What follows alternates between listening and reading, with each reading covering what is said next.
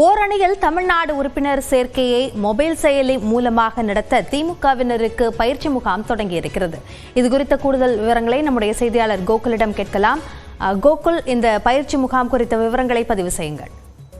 ஓரணியில் தமிழ்நாடு என்ற தலைப்புல புதிய உறுப்பினர் சேர்க்கை நடத்த வேண்டும் என்று ஏற்கனவே முதலமைச்சரும் திமுக தலைவருமான மு.க. ஸ்டாலின் உத்தரவிட்ட நிலையில் ஓரணியில் தமிழ்நாடு என்று ஐடி விங் நிர்வாகிகளுக்கு இந்த உறுப்பினர் சேர்க்கை தொடர்பான ஒரு புதிய செயலியை உருவாக்கி அதற்கான பயிற்சியை தற்பொழுது அண்ணா அறிவாலயம் கலைஞரகத்தில் ஒரு நிகழ்ச்சியில் பயிற்சியானது அளிக்கப்பட்டு வருகிறது.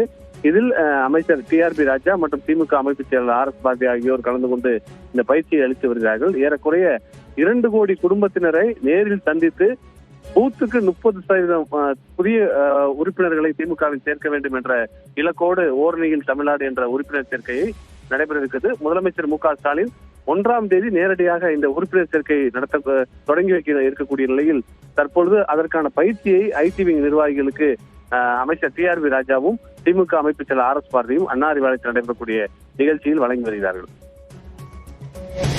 விவரங்களுக்கு நன்றி கோகுல்.